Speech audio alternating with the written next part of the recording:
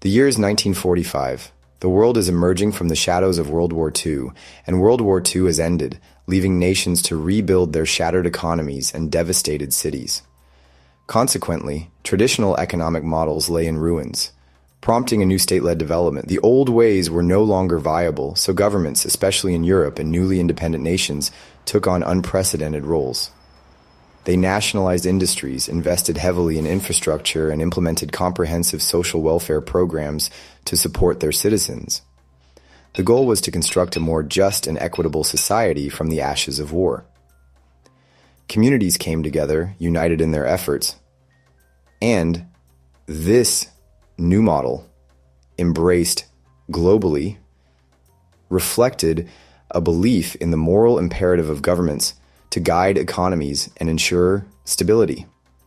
As a result, governments became active participants in shaping economic outcomes, planning for long-term growth and prosperity. The success of state-led development was undeniable, fostering economic growth, reducing poverty, and improving living standards. For instance, the West German Wirtschaftswunder and Japan's rapid recovery stand as testaments to this approach, showcasing the potential of state intervention. However, concerns about government overreach and bureaucratic inefficiency began to surface, sparking debates about the limits of state control. As Europe struggled to recover from the devastation of World War II, the continent faced immense challenges. The United States recognized the critical importance of a stable and prosperous Europe for global peace. The Marshall Plan, officially known as the European Recovery Program, was launched in 1948 as a strategic masterstroke. Named after U.S. Secretary of State George C. Marshall, it provided over $13 billion in economic aid to war-torn Europe. This substantial aid came with conditions, encouraging the adoption of free market principles and economic integration among European nations.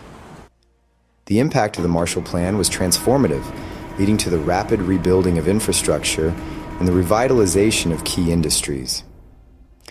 Western Europe's economies experienced unprecedented growth, laying the groundwork for decades of prosperity and stability.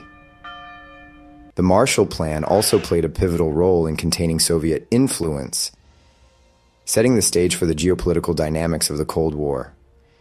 Its success rested on strategic design and meticulous implementation, recognizing that economic recovery was essential for long-term political stability. By fostering economic interdependence and cooperation, it helped heal the deep wounds inflicted by years of conflict. The Marshall Plan stands as a shining example of how targeted economic assistance can advance both national interests and global stability, creating a beacon of hope and prosperity for future generations. As the 1970s dawned, state-led development faced new challenges. The oil crises of 1973 and 1979 sent shockwaves through the global economy. Stagflation gripped many developed nations, and Keynesian economics seemed inadequate. A new breed of economists like Milton Friedman and Friedrich Hayek advocated for free markets. Their ideas, grouped under neoliberalism, emphasized deregulation and privatization. This shift coincided with the rise of multinational corporations, challenging the traditional dominance of nation-states. The fall of the Berlin Wall in 1989 marked the beginning of a new era of globalization. The collapse of the Soviet Union opened up new markets and unleashed economic liberalization. Trade barriers crumbled, and multinational corporations became the champion of this new world order. Globalization, fueled by technological advancements, accelerated the integration of national economies. This interconnectedness brought unprecedented opportunities for businesses to expand and drive down costs. The world entered a new era of hyper-competition, with corporations increasingly setting the rules. The triumph of the market came with costs, both visible and hidden. The relentless pursuit of profit led to growing income inequality, creating a stark divide between the rich and the poor. Manufacturing jobs were outsourced to countries with lower wages, often at the expense of local employment and fair labor practices. The financial crisis of 2008 exposed the instability of this corporate-driven order, shaking the foundations of the global economy. Governments had to bail out banks, facing public anger over corporate excesses and the misuse of public funds. The backlash against globalization manifested in populist movements and calls for regulation as people demanded more accountability.